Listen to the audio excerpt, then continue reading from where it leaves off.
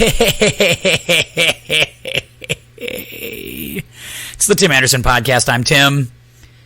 That is my buddy Ty on the other side of this screen. Ty from the ever palatial manor a couple miles up the road. The insurance agent to the stars. TyShrupp.com. All that good stuff. Hello, Tyus. I appreciate the shout out, Tim. I always do. You know what? It's major week. You know, not a lot else has to be said. We could just end it right here and just say it's a major week. Make sure you watch. We're not going to do that, but I am very much looking forward to watching the best players in the world battle it out at Trump National Bedminster. It's going to be a great test of golf, don't you think? That's where they'll be, I'm sure, in a month's time. Yeah, or that's where they were supposed to be this year, weren't they? This was supposed to be the Trump PGA? I got to tell you, though, I think they got a better course. I really do. I feel really good about Southern Hills and the work that's been done on this golf course. Just the overhead views on this course. This place looks proper, like a really cool test of golf. I think this is going to be fun. Oh, yeah. I watched the flyovers today of each hole and kind of the descriptions. Holy buckets. It looks like a fun place to play golf. It looks like you might lose a lot of golf balls. You know what? Honestly, it looked like you'd lose more years ago in the trees. When Tiger won this thing in 2007, it felt like there was more trees. Like when they watched the rebroadcast, they replayed it like a couple weeks back. It felt a lot more tight. It felt like the tee shots were tighter. It felt like you really had to thread the needle on some holes. It doesn't look like that now. I mean, it still looks like a tough driving hole. You're going to have to hit some good shots, but it doesn't feel nearly as claustrophobic as it did before. And that's why I think it could be a lot of fun to watch. No, I agree, but what I was referring to was there seems to be a crick on just running through just about every hole. Yeah, we're going to have to get that established. Is that a crick or a creek? And what constitutes the difference between both? Because I've been hearing creek, but you're going crick. So is it a crick or a creek? Go with crick, or is it a stream? I really don't know. It's one of the above. And I know with the redesign, which was 2018, it was really recent. So none of these guys have seen it or played it prior to this week or a couple weeks ago if they made the trip to practice. But I know that some of the trees had taken away from the creek that runs through the course. There's a few ponds, but it's mostly creek. And part of the redesign was to take those trees out and re-emphasize the creek. Or the creek. Even they had routed some of the creek down under the course, and they brought that back up to bring it into place. So I think that the goal was to have the creek or crick be in play no fewer than 8 holes. And apparently it's 9 or 10 holes. So there's that. And they've also kind of gone back. Like Gil Hanse was in total restoration mode with this bad boy, and he kind of said, like, we're going to make it closely mown, a lot of hard chipping areas, which when we played at Sand Valley, we thought that's what added to the course was like all the different shots you had to be able to play. It's not just going to be about hitting it high, landing it soft. You're going to have to play a lot of bump and run. You're going to see a lot of guys putting off the green, hybrids. A lot of interesting stuff going on around the greens, which I think is going to make for a very interesting round of golf. Yeah, I'm stoked about it. I think they're saying that it could play close to par, which is not that, a lot of people think major golf, they think super tough, but that's not always been the calling card of the PGA Championship venues. So I'm excited for that. That's my favorite type of golf, where par is a good score. So we'll see. I agree. It doesn't need to be +1 or +2 for a score, although I don't mind that. But I just don't need what I got at the Byron Nelson last week, where it's 26, 27 under par. Guys are shooting 60, 61. I disagree with the no laying up guys. As much as I love those guys, I disagree with them that, they don't care about the score. Yeah, I do. I do care about the score. I don't want these guys just getting, I don't want it to be just all about how many birdies you can make. I want to see shot value. I want to see I want to see bad shots punished. That's it. That's really what it is. I want to see a lot of bad shots get punished, and good shots get rewarded. If you hit a really good shot, yes, you should absolutely get rewarded for it. But I want a bad shot to be a half-stroke penalty, and I just didn't see that last week, and that's not the kind of golf I like watching. Totally agree, and I think it's fair to say that most golf fans are going to say that the PGA Championship is probably the least of the 4 majors. It's still a major. There's no 5th tournament that's even close to being a major, right? Sorry, players, you're not there. But with the build-up, the field, Big Cat coming back, and just watching all of the stuff on the course and the revamp and the fact that these guys don't know the course and just knowing that the course is going to play difficult for these guys, from a very genuine perspective, I'm very excited for this week, and that's all you can ask for. This field is always I think the best of the 4 majors, though. Like, that's always what I say, is like this field is always the deepest, the strongest. There's just more guys here. We talked about tomato cans at the Masters. Like, there's just a lot of dudes that have no chance to win. And there's absolutely that here, too, at the PGA. Don't get me wrong. There are plenty of, all those golf pros and all those. They ain't going to make it. But this field is much deeper than the Masters. I mean, there's 150 guys in this thing. There were 87, 90, whatever, 80 guys at the Masters. It's a lot of people to climb over. It's a tough tournament to win. And in a tough venue, and the wind's blowing, and it's going to be 90 degrees, this is going to be a very stern test of golf. And the winner's going to be a top-notch guy. There's not going to be... I don't think this course will produce the Y.E. Yang, Rich Beam, Sean McKeel winner. I think the winner's going to be a thoroughbred this week. Totally agree. Yep. I'm glad we agree on everything. Hey, we haven't talked in a couple weeks. How's your golf game? So my last round out was actually pretty good. It was last Thursday. I was supposed to play Riverwood. Made the trip out to Riverwood, only to find out that the course was closed. Garbage. So headed back east to the Refuge and played very well. Drove the eyes off the ball. That was by far the best part of my game, which, that's the fun part for me. And did everything else okay, and shot 81. So 81. Every ball in the hole, no gimmies. It was a great round. And the Refuge is not an easy course. Not from the green tees, which I'm assuming is where you played from. No, we played from the black. You went way back. You went to the tips? No. Black is up. No, white is up. White is it goes black, green, and white. Well, then maybe we played green. Green is the middle tees. I don't think it was white. Yeah, okay. White is up a third notch. Not the tips. Because we play whites. We play the white tees a lot because John didn't hit it as far, and I think white's a more fun round of golf. But for the distance that you hit it, green probably makes a good deal of sense because you can make all the carries. Like you can take that 220-yard carry on 9. Oh yeah. Well, yeah, with a neutral wind on 9, I think it was a crosswind. Left to right, I'll tell you this. I hit a 54-degree wedge that was my approach shot. It was a 54-degree wedge. Wow. Are you kidding? So there's that. Wow. No. That's incredible. Oh, man. That is insane. You do a par 5. I did, from the white tees, I had driver wedge, which was pretty fun. But, yeah, that was... It's a great golf course, first of all. It's a really fun shot makers golf course. Got to hit a lot of quality shots there. I love the Refuge. It's a great place to go play. But you better have your game, man. Better have your game on. 'Cause if you play like I've been playing, it's not good. You do not want to go there because it is a problem. My game absolutely stinks. Oh, my game stinks, Ty. It stinks. I played 36 on Friday, shot 90.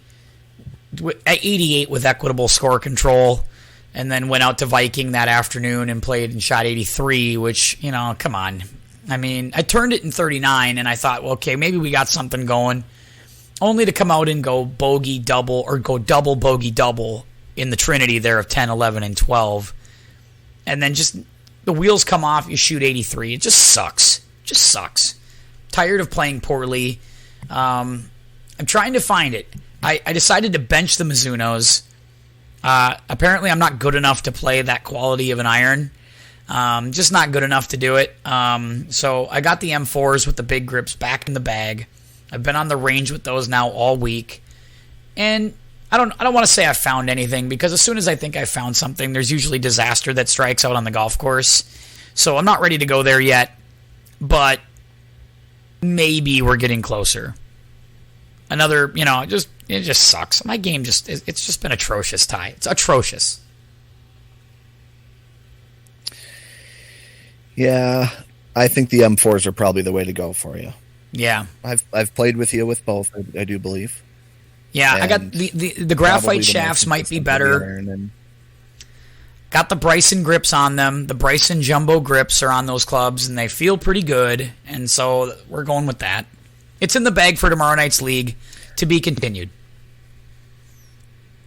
Speaking of that, is Bryson on the docket?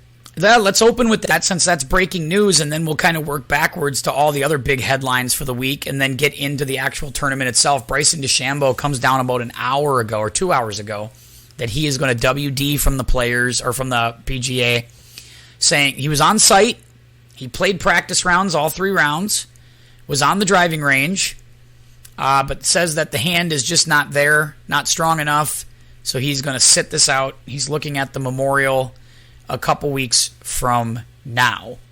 Kind of an odd week for Bryson. He shows up, he makes an appearance, and WD's like, you don't know what you don't know what you have before you come to the tournament. I don't know. I guess it's no different than Tiger coming to the Masters. We really didn't know if he was going to give it a go until like the Wednesday of that week or Tuesday. I don't know. What are your thoughts on this? Yeah, I agree with the Tiger thing, but also before we knew 100% he was playing, we knew he was playing based off of the routines and just the fact that he was there. Then going to Bryson this week, I definitely thought he was going to play, but I was on record to my coworkers about 3 hours before the news broke saying, how is he going to play, right? Hand surgery, only a month, 5 weeks ago, and he's going to play in this tournament. That really surprised me, and that there was no warm up, cake event or anything. It really would have surprised me, but yeah, that's fine. Whatever. Bryson isn't that good of a golfer. We've found out. I just wish he'd go back to worrying about actual golf and his swing and stop worrying. Stop chasing statistics. Not a big fan of that. But. Yeah. I think it was safe to say he wasn't going to be a factor this week. He just didn't have the reps, the time, the preparation. It's just a lot to ask. And his game wasn't sharp beforehand. Now, a lot of that's the hand injury. Sure, I understand that. I'll grant you. But I think that's a big hill to climb. I'm guessing, though, because he's a Texas guy, it's not that far to Tulsa. These Oklahoma and Texas guys really want to play this golf course.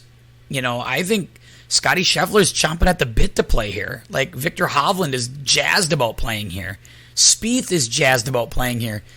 These guys play this golf course a lot. Like, they have through college and through whatever. So, Bryson being an SMU guy 4 hours from Tulsa, I got to assume he's played Southern Hills and likes it. So, I got to assume there was a part of him that wanted to play here. And would have if he could have. Yeah, I'm sure he's played the course, and just watching live at the PGA Championship on the Golf Channel, a lot of these guys have, like you said, Oklahoma is a big golf state when it comes to collegiate golf.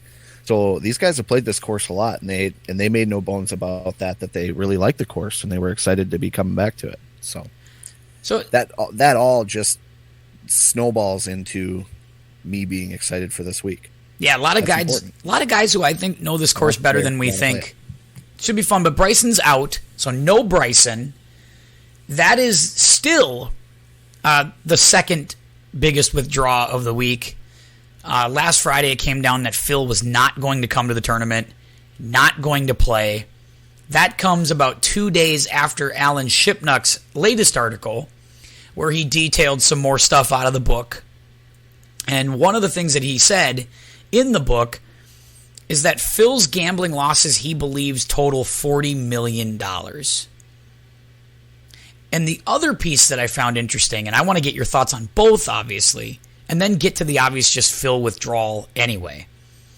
The other piece of that was that, and nobody's talking about this either. Like, nobody found this interesting, I guess. Maybe this because this was public knowledge, but to me, this wasn't public knowledge. I knew that the Bones Mackay Phil separation, there had to be more to it than what they were saying. But to hear that basically the word is that Bones was owed money and Bones fired Phil. That's what Alan Shipnuck is suggesting in this book. And so this stuff all comes out about 2 days prior to him withdrawing. Plus you get the Live Golf rejection. Jay Monahan says, no, nobody's going over there. If you're going over there, you're in violation or in breach of a contract or whatever. And all of a sudden we get no Phil. Your thoughts on all of this as we head into this tournament? Yeah, the Shipnuck stuff, it can't be discounted, right? It's not just, hey, you know, Phil likes to gamble and he lost some money, whatever. He's a rich guy, no big deal. It sounds like he was struggling financially and he was still making big bets, right? And I think the $40 million losses were in a 5-year period. That's not even over his entire career or anything like that. Yeah, that's a run. That's a pretty short window. And I think people have broken it down, have said he probably was breaking even or losing money during that stretch. And that's with making $40 million a year, some huge number. Just on the surface, I'm shocked that Phil isn't playing this week. I don't know that I would have said that 3-4 weeks ago, but everything was leading up to him playing. I think the stars had aligned for him to play. I think it would have been fine. I don't think that that there would have been a whole lot of pushback. But the PGA has made it very clear that this is on Phil's own accord. Now, take it for what it's worth, but they have went out of their way to state that Phil was welcome. We wanted Phil to be here, and he's choosing not to play. The players have commented on it. They know a lot more than us, the guys who are in the circles. JT, Rory's commented on it. They haven't really shied away from it. They've said, sort of tongue-in-cheek, that they wish he was there for the celebration of being the reigning champ. Although it's not the course. I don't know. Take it for what it's worth in this situation. But they also went out of their way to make it clear that they didn't feel bad for him, right? They kind of doubled down on the fact that, hey, we're loyal to the PGA Tour. Phil is making it clear that he is not, and that's his choice. And if you want to go play in the Saudi League, go play in the Saudi League. It was more in general terms, but I think they were saying if anyone wants to, Phil especially, go. Nobody's stopping you. But we are loyal to the PGA Tour. Even Tiger said that. Yeah, Tiger was pretty frontal, actually, in his comments. Normally, Tiger likes to kind of dance around it. And at first, I thought Tiger was going to dance around it. But he basically said, I fundamentally disagree with everything that Phil is saying. I have not spoken to him because we totally disagree on the issue. That smacks of the old Tiger-Phil rivalry, where they never spoke. There was all this stuff in recent years that these two were closer together and that they were on the Ryder Cup committee and they were sold out to making things better. And that sort of smacked of the old Tiger-Phil rivalry, where Tiger and Phil didn't talk to each other and they didn't communicate and they didn't help each other and they weren't interested. Right. No groundbreaking stuff from Tiger on that, but he also didn't cushion it with the compliments, about how great of a player Phil is and how the game's better for having him. There was nothing like that. I mean, he was pretty straightforward and frontal that, Phil and I disagree on this, and yeah, it was interesting to hear that. I honestly thought he would pass on the question. Yeah, I thought he would too. And I'm surprised actually more tour guys aren't passing on the question. I'm surprised that they're all deciding, nope, I'm going to answer it. To a certain degree, I was a little surprised Ricky was as frontal as he was about supporting it this week. I thought that was an interesting thing, considering Ricky is 142nd in the world. He's getting lapped by everybody around him, and the PGA has definitely made him a star by putting him on every ad campaign and getting him as out front as they have in recent years. For him to be sort of flirting the other way is a little weird. But players aren't dodging this question. They are fielding it, and they are... And I think there's some interest here. I do think that... I don't know where this goes. I just know I want it to. I want something to happen. Saudi needs to have their event in London, and we need to see how silly it looks, because it's going to look silly. The 54-hole shotgun start. They want these guys to wear uniforms, things like that. They want to draft a new team Look, the guys are going to go over there and go, I know we're getting paid a lot, but we look like a bunch of idiots. And this looks like, I mean, right now in Europe, they're basically saying there's no TV rights. You're going to have to put it on YouTube. I mean, like, we saw what that happened to the Long Drive was on Golf Channel, and people watched The Long Drive. The Long Drive went away from Golf Channel and to YouTube. Nobody watches The Long Drive. Nobody. Like, nobody sees it. I mean, if it's not there, baseball is on 1 million streaming platforms. Nobody watches baseball. You got to be on a major channel, and if you're not, nobody's watching and nobody cares. So go ahead, and we got to have this event so we can stop talking about it. But right, yeah, I agree, but you know, the heat is getting turned on, and with these guys are speaking up, and it's officially a thing. Phil versus the PGA Tour. Yeah. There's no other way to spin it anymore. I think that, you know, they were saying, well, you know, Phil feels bad about his comments and he's taking some time away to think about it and blah, blah, blah. Nope. Sorry, Phil, but the PGA is going to win this one. And Phil's not backing down. Yeah. And look, this to me, there's too much smoke on the gambling stuff for there not to be fire, which is why the Bones story is interesting. Because if Bones is your friend and you owe him, they're talking 6 figures. Like Bones was owed money and basically fired him at the Memorial in 2017. Was basically like, I'm out. I'm out of here. Like, you owe me way too much money and you're hard to deal with. Can't have it. That's incredible. Then you come to hear, though, that you're right. He's 51. He went on the Champions Tour and was like, oh my God, I just won like 4 Champions Tour events and all I made was like $1.2 million. That's all I made in 3 tournament wins on Champions. This is not going to get it done. This is not going to get it done. I got to make way more. And I think, you know, he's chasing the money. He's trying to put it in his pocket, but I think he's not going to have it. There's 2 books coming out on Phil. One from an insider trader who basically Phil sold up the river to get, you know, to preserve his name and preserve his legacy. And Alan Shipnuck's book. Phil's got a lot coming. There's a lot coming, and I don't know. But it is weird to not have him here. It's weird to not have him in the tournament. I think at some point he's got to face the music. He's got to get out here. He's got to play golf if he's serious about it.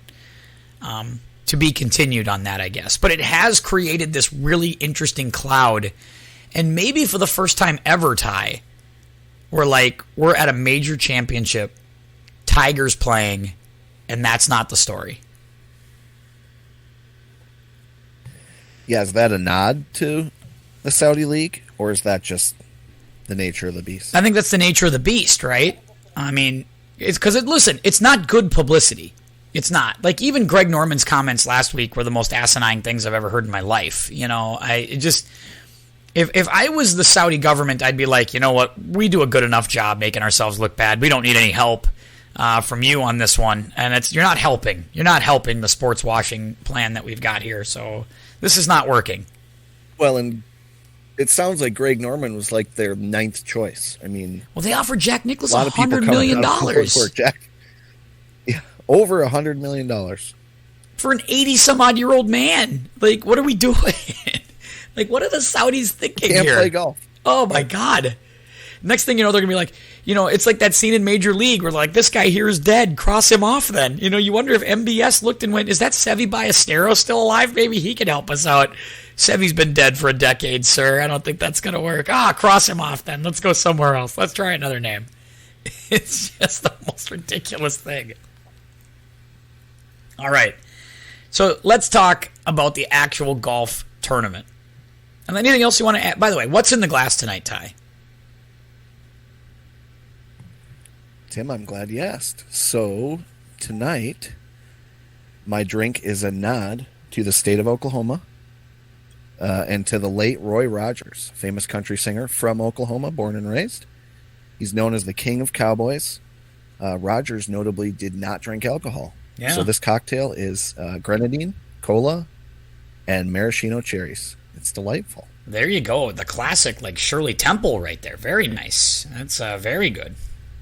Yeah, like a cherry Coke, I suppose. Not bad. Very nice. Thank you, Roy Rogers. Way to keep it in the clean. Way to go. Way to go. I like that. All right, I'm going to go. This is a family show. It very much a family show. Nobody would ever suggest that it was not a family show. Let's talk PGA Tour odds. We did this last time with the Masters. We just kind of did an up and down, buy or sell type thing. I want to do that again here with you now that we're in the PGA Championship from VegasInsider.com. I'm going to run through some names. Do you like it? Do you not like it? You buying? You selling? Up or down, etc. And I know people will say, like, well, it's only been a month. This week? Yeah. Just this week. Just this week. Because I realize it's been 5 weeks since the Masters. Has a lot really changed? And I would argue, yeah. There were guys we didn't buy at Augusta that I'm way more into, and there's guys I'm less interested in. All right, start at the top. Odds-on favorite to win right now from Vegas Insider. Scotty Scheffler at plus 1,000. Basically a 10-1 odd to win. You buying Scotty Scheffler this week or no? Yeah, I am. You kind of alluded to it a little bit that he's probably played this course a lot. He's not far from home. That matters to these guys. I know that it's been said a lot, but he's won 4 of the last 8 times he's teed it up. That's hard to argue with. Probably hasn't played a ton of golf since the Masters, but played just fine last week, made a nice run on Sunday. And these guys don't always, the best players don't always show, unless your name is Tiger Woods, you don't always show up to your warm-up tournaments, with your eye on winning. It's mostly of a feel thing. You want to feel good about the week and keep the body moving. And I thought he accomplished all of that. He made a run, almost won the tournament. So I'm buying Scotty Scheffler, no question. All right, I'm going to give you a couple of names and their odds. I'm going to give you 5 guys. Obviously, you can take all 5 if you want, but of the 5, who are you going to sell? You got Rahm at plus 1,200, Rory at plus 1,200, Thomas at plus 1,400, Spieth at plus 17, Morikawa plus 19. Those 5 guys, they're obviously all great players capable of winning. Who are you throwing out in that 5? So I'm going to sell Jon Rahm of those 5. Interesting. I think the stock is trending in the right direction. I know that Jon Rahm won at Vedanta, but I wasn't totally convinced of that field. I thought he should have won. He didn't have a lot to gain. That's why I was surprised he was playing. They don't. The big names don't tend to play in those tournaments where they have nothing to gain. But Rory has generally played very well at the PGA. Again, it's different courses. Spieth is certainly trending in the right direction. Morikawa is trending in the right direction. He plays well at the PGA. And then what was the 5th name? Justin Thomas. And JT. I do think JT is trending in the right direction, and he always plays well at the PGA. That's what I mean. All 5 of these guys, I think, are moving the right direction, because we were not high on Spieth at Augusta, and we were not really buying Thomas at Augusta. These guys are all turning the right direction right now. So we weren't buying Rory. Yeah, we weren't buying Rory. And through 3 rounds at Augusta, we weren't buying Rory. I guess right now, if I had to pick one of these 5, though, I'm still not buying Rory. I got to see it for 4. I got to see round 1, go out and shoot like 68, get 2 under par, get some positive mojo, and then maybe I'm on board. But I'm not ready yet. I mean, he's doing way too much chasing from behind. He's not getting out leading a golf tournament. Haven't seen that yet. And I think until I see that, I got to sell. I'm going to sell Rory. I'll buy the other 4. Right. Yeah, that's fair. I have a sneaky intuition that Rory's going to have a good week this week. We'll see. Same thing here, except we may even go the other way. Who are you buying out of this group? DJ plus 2,100, Cam Smith plus 2,100, Cantlay plus 2,100, Matsuyama plus 2,400, Xander plus 2,400. Who do you like there? DJ, Cam? I'm selling Xander, certainly. But I even like after the good week. I don't. Yep. I don't think we've seen a lot of Cam Smith lately. No, we have not. So I'm not totally sure, but it's hard to count him out. I do think DJ is still looking good. He's played well in the smaller tournaments, the couple that he's played. I'm not the only one I'm selling is Xander. I have to tell you, the only one I'm buying is Xander. I'm selling the other four. I haven't seen enough from Matsuyama post-injury. Like, I don't really know what kind of condition he's in. Cantlay, to me, I just haven't seen enough out of Cantlay this year. I know he's played okay. He's got a win. You know, he won the team event with Xander. Kind of carried Xander to the win there.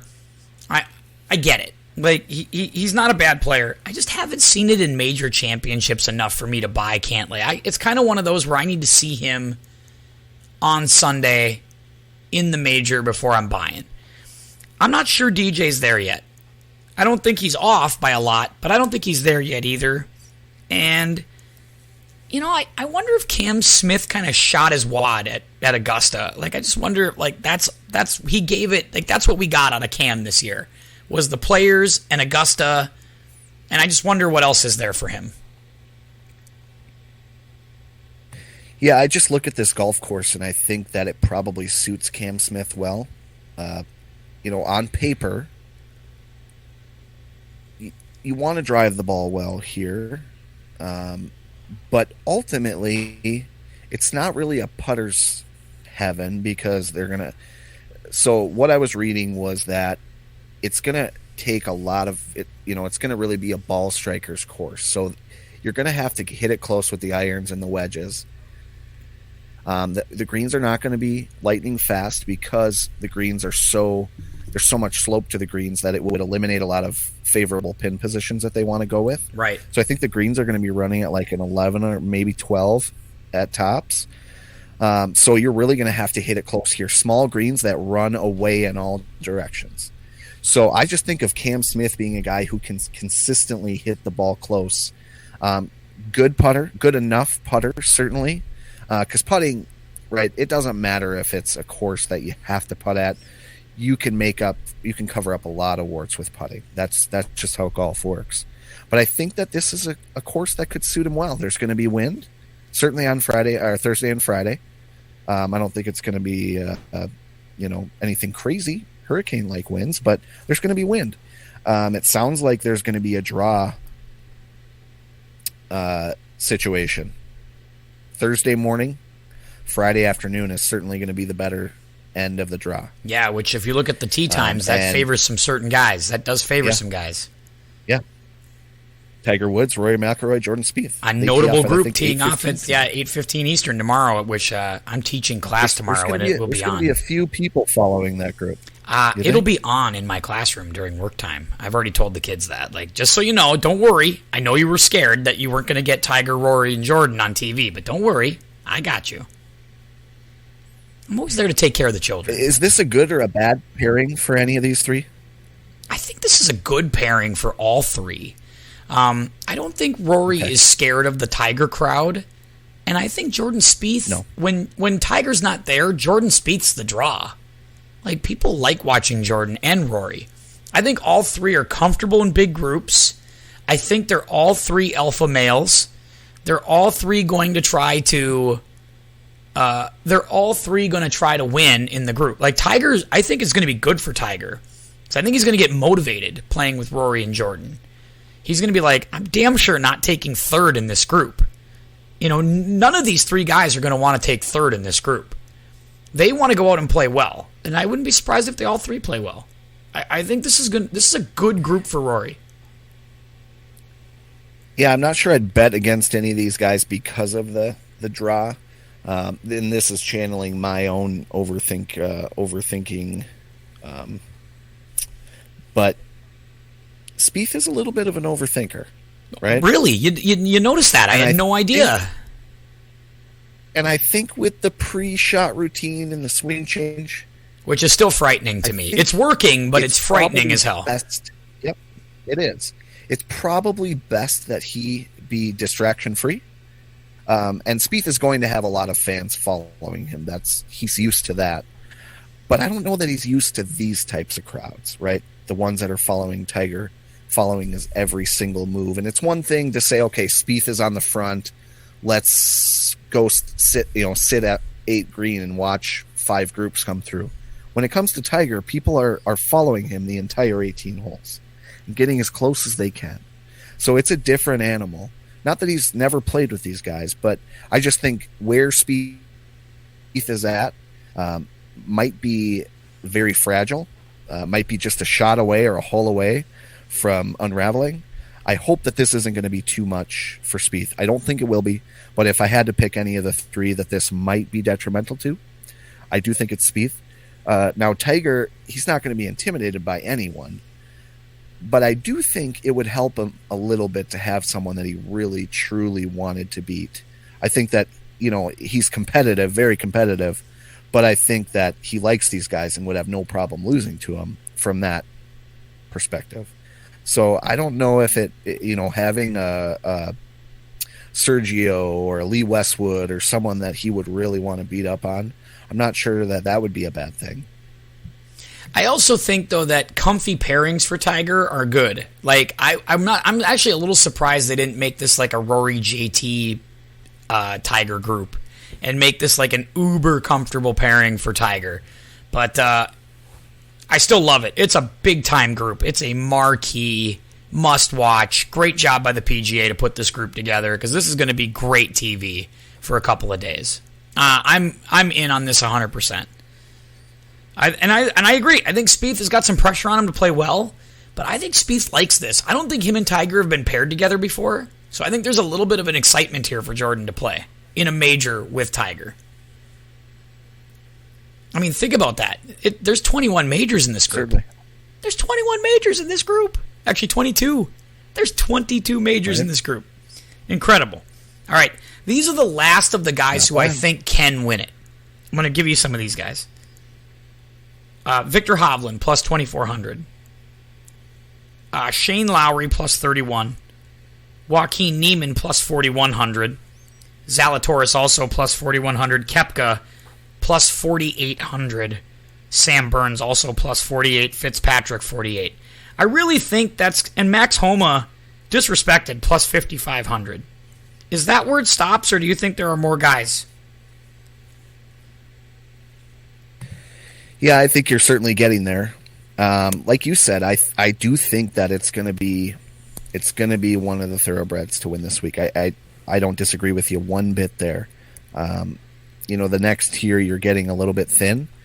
Of that group,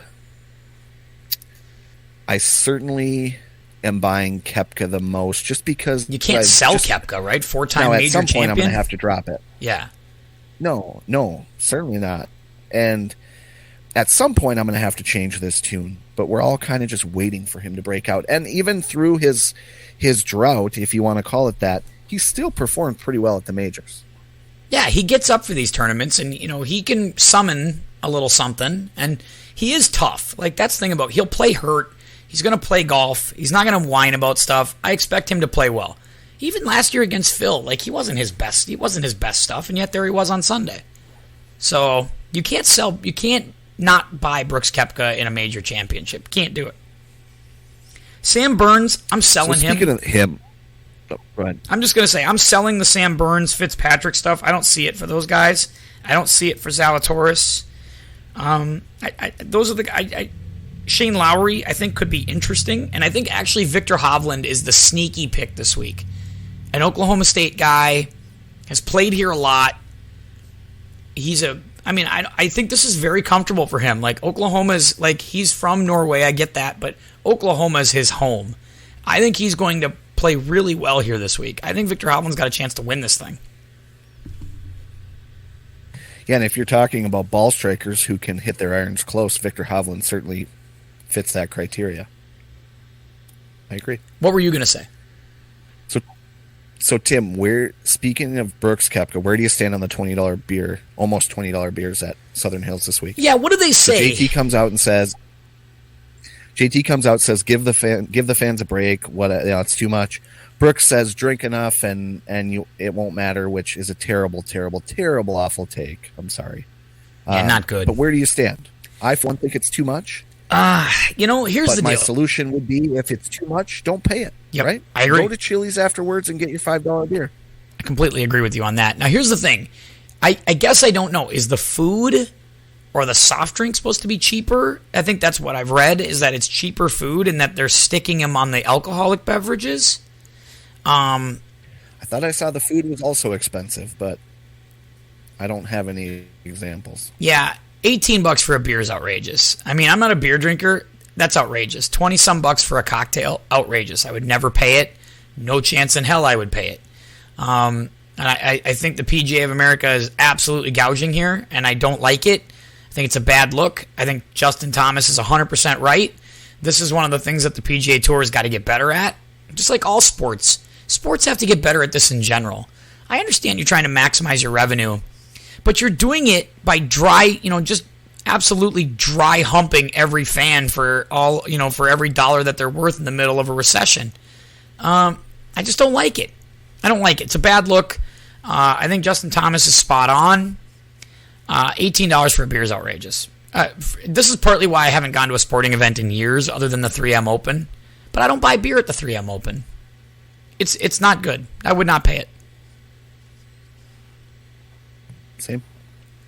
Totally agree. Let's talk about the cat. We got to talk cat for a minute.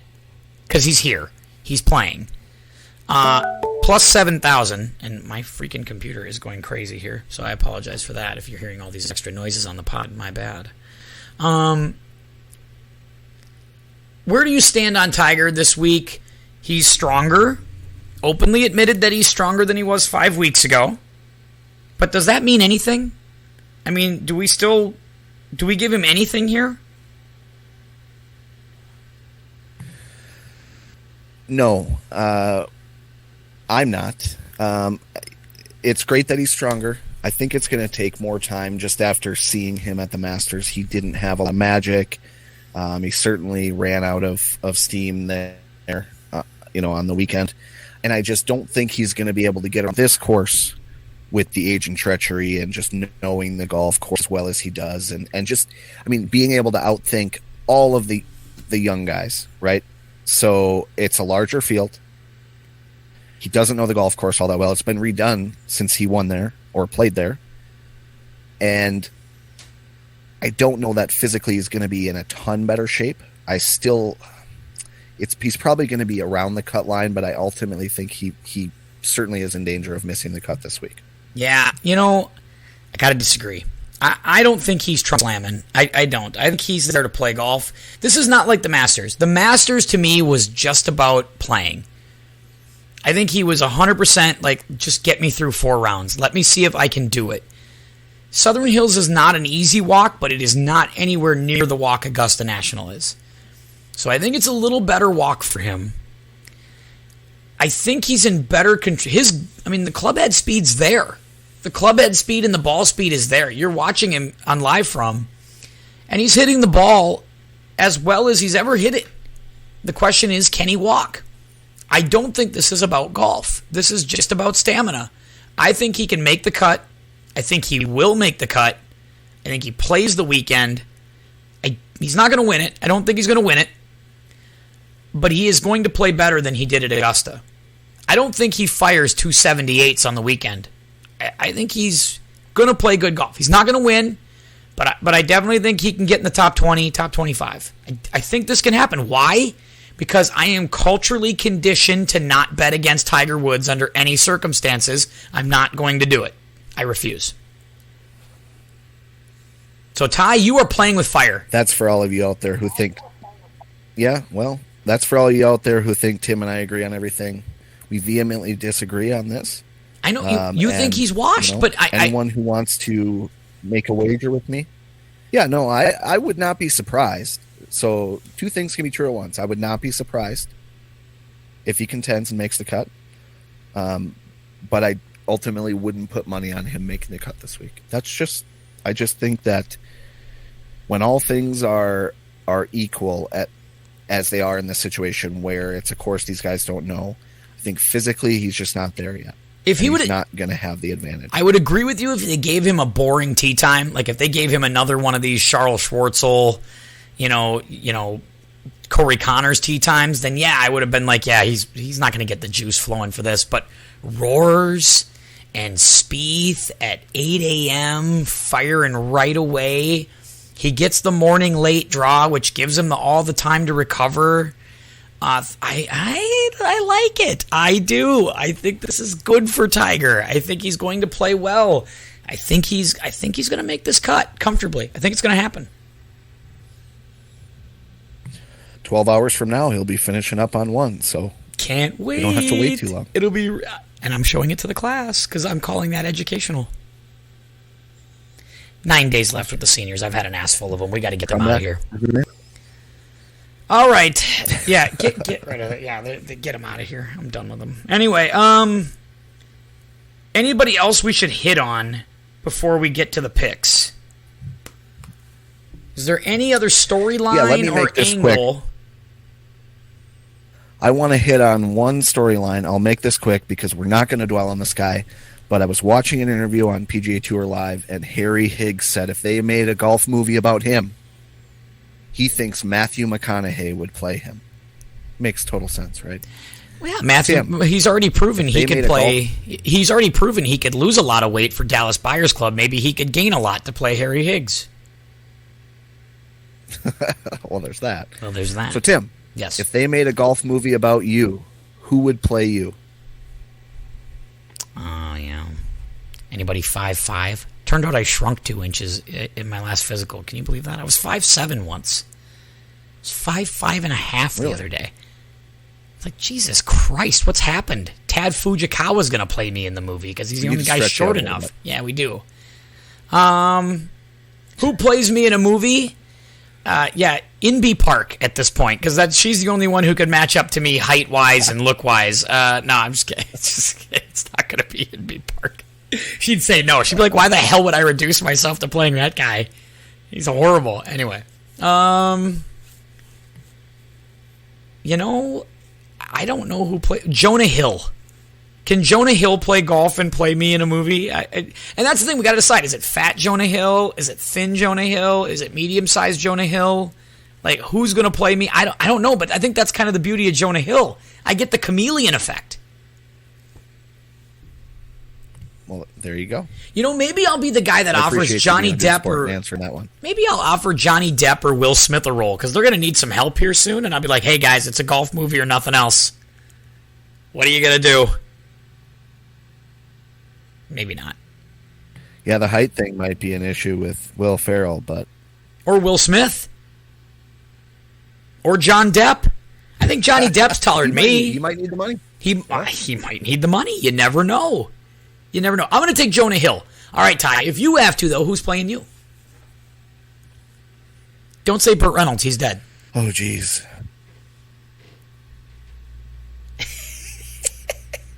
What's the guy who just played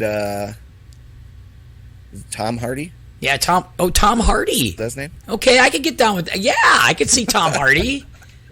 No. I'm just kidding. I should have. It's my question. I should have came up with an answer. You know the guy from not the movie, but the television show, Friday Night Lights? Yeah. The friend? Yep. The friend who's kind of goofy, the redhead? I'll say him. Okay. Nelson or whatever his name is. Yeah. That's what I'm going with. I like that. Okay, I can get down with that. That's good. I like that. That's a nice pick. A similar build. Yeah. Way to go. You know what? That's an out-of-the-box pick. You just gave a celebrity a big role that's going to change their life. Way to go. I'm proud of you. And I'm happy to do it. This is what you get when you go to TyShrupp.com. Ty is a humanitarian. Ty is looking out for you. That's what I like about Ty. You just can't help yourself. Should we get some picks in? Here to help. Should we get some picks in? Yeah, let's do picks. Yep. All right, Ty. Time for the PGA Championship picks. You are my friend, and you are way behind. So I'm going to give you first pick. I'm way behind. I don't think you accentuated that enough.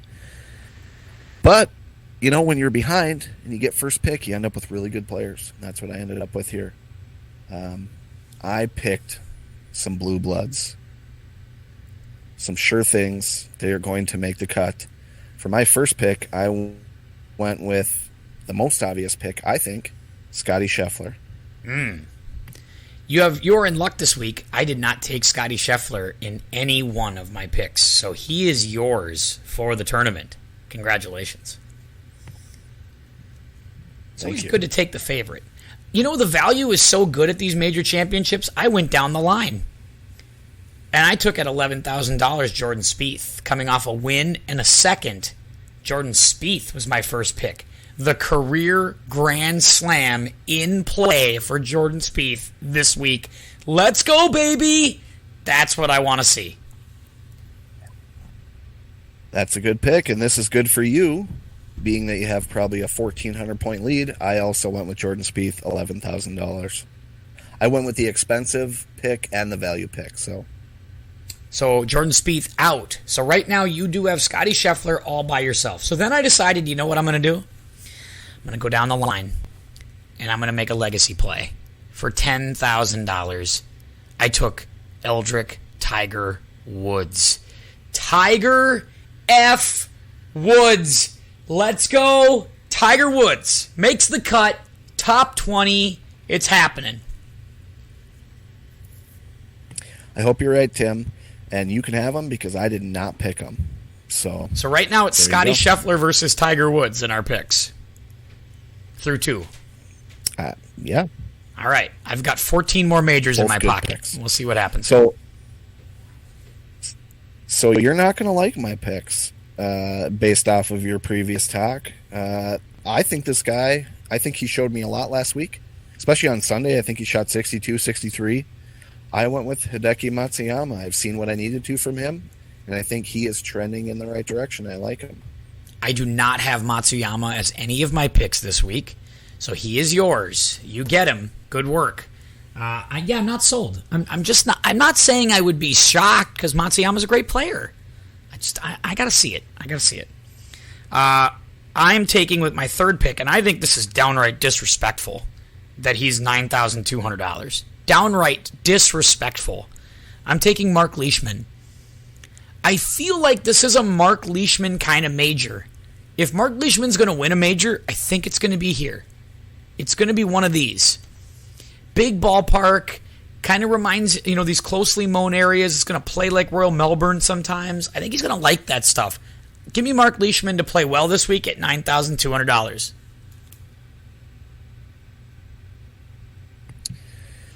Yeah, unfortunately for you, he is not going to win a major. But that doesn't mean he can't make the cut and get you some points. So I went with the guy, a real value pick, who kind of stuck out like a sore thumb where he was. And I am going not based off of my own opinion, but based off of the opinion of a lot of European players who came to his defense when he was talked down to recently at the Masters.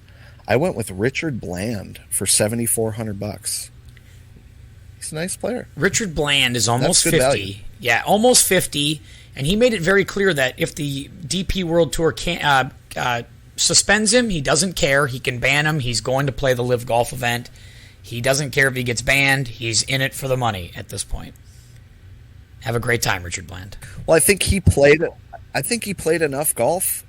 It took him a long time to build up. Yeah, he's almost 50. And at this point, he's like, if I can make a whole career's worth of money in the next couple of years, I guess I don't really blame him. There he goes. Richard Bland, he's all yours. I think he's got zero chance. He misses the cut. That's what I'm saying. Fourth pick. He's actually made 8 of 9 cuts, this next guy I've got. He's made 8 of 9 cuts, kind of quiet. I feel like he's ready to break out. $9,600, give me Tommy Fleetwood. Is he ready to come back to form? I'm ready for it. Tommy Fleetwood. Iron Players Golf Course. Really good ball striker. This is Tommy Fleetwood country. I think he's going to play well this week. Yeah, it's now or never time with him. It really is. And yeah, he's right in Xander territory. 8 out of 9 cuts. Yeah, that's. I think he's even beyond that. At worst case, he's more out of relevance than Xander. At worst case, he's like a Rick Dees player. He's top 40. Not a bad pick. That's a value pick. Yep. All right, fifth guy. He's no Richard Bland, but he's nice. All right, so I went back to the well, picked another guy you don't like this week for $11,400. I just think he's going to be a factor in majors for the next 5+ years. So I couldn't pass up the opportunity to take Cameron Smith. Yeah, you've got him this week. $400. Yep. Give me this guy for $11,000. That's rare. Yeah, give me $11,100, and I will take Victor Hovland in pick 5 to get this done. Again, I'm buying this kind of home course advantage thing. And I get, you could say, well, Matthew Wolff has the same thing. Nope, 2 different guys, 2 different form. Victor Hovland can win here. He's got the game, and he's ready to. He's like Scotty Scheffler. I think we're waiting for this breakout on Hovland, and I think it's going to be soon. I really do, and I want to be there when it happens. So give me Victor Hovland this week. Yeah, we talk about Cam Smith being a guy that's going to win a major. Victor Hovland fits that mold as well. He's 10 times the player Matthew Wolff is, 100 times the player Matthew Wolff is. Sorry, Matthew Wolff. You're just not the player that Victor Hovland is. And he has really cool pants. Did you see the pink pants he wore at the Masters? Oh, fantastic. Yeah, the guy has got the look right now. I mean, he's got a thing. Like, he's got the funky pants. He's got the weird homemade golf swing. He chips like shit, and he's a very average putter, but he can strike the ball. He's what we call a ball striking Jesse. That's what we call him. He just can hit the ball right in the center of the face every single time. Just a beast. Last pick. True words have never been spoken. Last pick, I did not have a lot of money, as you can tell, with picking Scotty, Spieth, Matsuyama, Cam Smith. Had no money left. So I went to the well and I looked for names that stood out among the crowd. Went with a guy who is certainly not going to win, but could make the cut. Probably isn't going to, but Mackenzie Hughes. He's made 9 cuts this year. More than 50%. Again, probably not going to make the cut, but he could. Compared to the guys who were in the $7,400 territory, I thought he stood out. So, Mackenzie Hughes. You know, I like guessing you don't have Mackenzie Hughes. No, I don't. But Mackenzie Hughes is a good buy at this tournament. He's played well. I don't think that's a bad value pick at all. I don't think he's going to win. I don't think Mackenzie Hughes has got the game to win major championships. I don't think it's in him. But do I think he's a guy that's going to be around, be a top 20 guy, a sneaky dude in like the last 5 pairings on a Saturday or a Sunday? Yeah, I do. I think he's got that kind of game. He'll be there. I think he'll be around on Saturday. I think he makes the cut. But he feels like a Rick Dees type guy, a top 40, a Ryan Seacrest type. You know, just a guy who's in the top 40, playing the hits. But hey, that's a hit. It's a gold record. Nice check. Yep, nice check. Take it, go home. All right, my last guy. I got $9,100 left. So I took a guy who has made 10 out of 10 cuts. William Horschel, better known as Billy Ho. So I take the very charismatic, bombastic, over-the-top, a little whiny Billy Horschel. A lot whiny, but that's always going to be a good pick. He's one of those guys who you can never really count out. He's a battler. He always seems like he wants to prove something. I do think he probably still is in his window. It's probably closing. But I would say if he ends his career without a major, I would be slightly surprised. He has the game to win a major. And I think that. Yeah, I do think so too. And I think on tough golf courses like this, or like at Brookline, what they're going to deal with at the country club, I feel like those are the places, if he's going to win one, it's going to be there, where it's more target-oriented. You got to hit the fairways. You got to just, taking pars are good. You don't need to go out and shoot 26 under par. Like when it's like a 6, 7, 8 under wins the tournament, that's where I think Billy Horschel's a factor. Totally agree. So there you go. We only have one match, and that's Jordan Spieth. It's 5-on-5 this week. Chance for us to get going. I like it. By the way, sports betting passed through the House here in the state of Minnesota this week. They got a long way to go to clear the hurdles in the Senate, but my hope is we get sports betting for the golf show next year. That's my hope, is that we can make a prop bet or two during these podcasts, which would be pretty amazing. That would be a beautiful thing. Kind of speaking of that, can I, really quick before you cut me off, can I do Tim the Golf Encyclopedia? Yeah, let's do segment? It. Yep, let's do that. All right, we'll fly through it. So, we have a new sponsor. So this segment is brought to you by Arco Exteriors, locally owned and operated. Arco has the knowledge and expertise for all your exterior restoration needs. If a storm hits your home in the Twin Cities metro area, call Arco to determine if there's any damage that needs to be repaired. 763-434-2756. Thank you, Arco. Give them a call. So, Tim, it is time to test your golf knowledge. The theme, it's obvious. It's Oklahoma and the PGA Championship. Speaking of storms and exterior, Oklahoma during the middle of tornado season. There you go. That'll help out everything there. Right. That's where scary thought. Boy, there is a scary thought, isn't there? All right, let's hear it. Some five former Oklahoma State Cowboy golfers will be in action this week. So Fowler, Hovland, Wolf are the obvious ones. Can you name at least one of the other two? Yes. And I do have hints if you can't. I got it. Taylor Gooch. Taylor Gooch is one. Right. So, yep. And can you name the other? That would be impressive. That would be impressive. I don't think it's going to be Chris Ventura. This would not be super easy. No. Nope, it's not Chris Ventura. Not Chris Ventura. It's a name you'd know. It's probably a name I would know. Yeah, definitely is. Yeah, it probably would be. I do have a hint. Not Austin Eckroat. He didn't qualify his way in. No, who is it? Give me a hint. Nope. So the hint is this person's 39 years old, so not a young buck, and they are a native of Sweden. Oh, Sweden. Who's Swedish and 39? Oh, no, it's not Stenson. He's older. Not Torbjorn Olsson. No. God, who is it? Who's the Swede? Who is it? I'm at a loss right now. Alex Noren. Alex Noren! Damn it! I knew. Son of a. Did you know he played at Oklahoma State? I did not.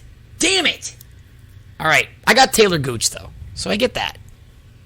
Yep, you did, and really quickly. That was impressive. All right. So, which of these players was born and raised in Oklahoma? Taylor Gooch, Davis Riley, or Chad Ramey? Born and raised. See, Davis Riley went to Georgia for his college. I don't think he would have been born and raised in Oklahoma and not play there. I feel like Gooch is the obvious answer. It feels like the obvious answer. It is Taylor Gooch. So, yeah, it feels like the obvious answer. Yep. So Davis Riley and Chad Ramey are both from Mississippi. So yeah, similar part of the country. Sure. But there you go. We'll call that, because I said, can you name one? So we'll call that 2 for 2. No question. Very good. We got 2 more.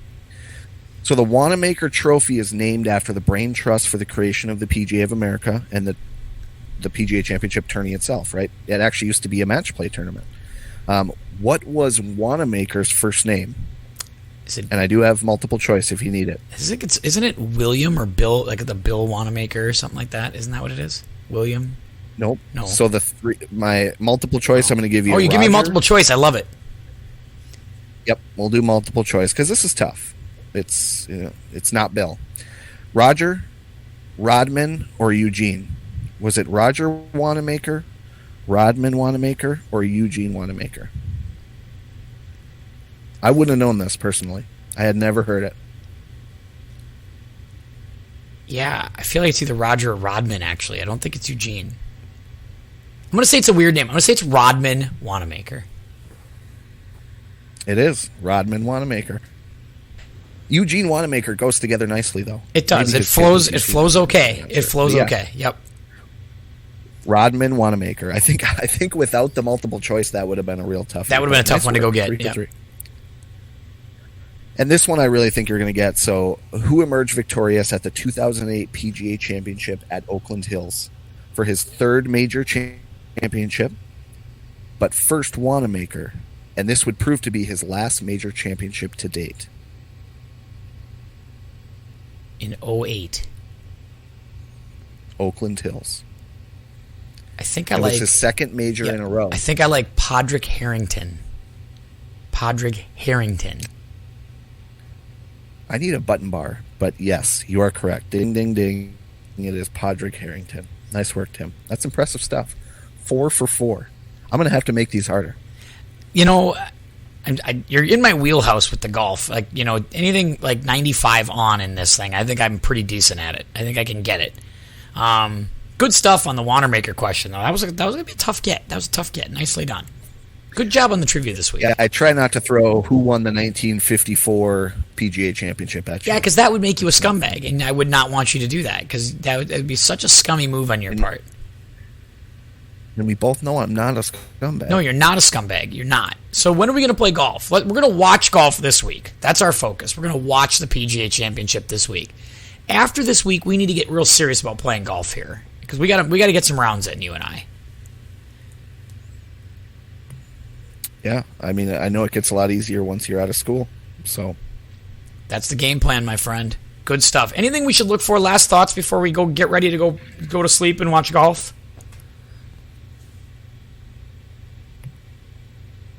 No, get to bed early because we got an early one, and hopefully, is it going to be ESPN Plus? ESPN Plus, yep, coverage? You got it. ESPN Plus has all the coverage. I'm going to be following Tiger. It's all, and especially when you can work it into your work routine. I'm going to be golfing tomorrow at that time, so I'll be following on the phone. Oh, you're golfing tomorrow? Tuning in after my round is over. Aw, where are you golfing? Yep. Where? I am playing Hidden Haven, my Thursday morning league. Your Thursday? I thought your Thursday was at Majestic. No, it's actually a rotating league. What? God damn it! Yeah. You know, damn. Let me know how Hidden Haven is. The beautiful little short track here in East Hamlin, Oak Grove area, Cedar. Beautiful area. All right. Tyus, good luck. Keep me posted on it. I'll keep you posted on my golf league tomorrow night at the Ponds. We'll be back next week to break down who wins, what all happened at this tournament, all the fallout. It's going to be great next week when Ty joins me here on the pod. Also, stay tuned this week. I'm getting the guys in here. And Ty, maybe I'll throw the bat signal up if you want to come in on this pod too. We are going to look at Ryan, Zach, myself, the timeline of the curse of Minnesota sports from 1992 to present. We are going to be examining the real Minnesota sports curse, which is really taking hold right now. It's a real thing. And we're going to walk Ryan, who's our youngest guy, through the timeline of where maybe this all went wrong. Zach's got a theory. I've got a theory. There are plenty of other theories out there. So if you've got a theory, Ty, let me know. Jump in. We're going to get you on the pod this time. Sounds good. When's that happening? I think we're going to try to get it done this weekend. We were going to go back to back and record this pod and then that pod, but then time crunch just got in the way of that. That wasn't going to work. So we're going to do that maybe this weekend at some point. So maybe we'll throw the bat signal up if you've got 10 minutes. I would love to talk about Minnesota sports. It's my favorite.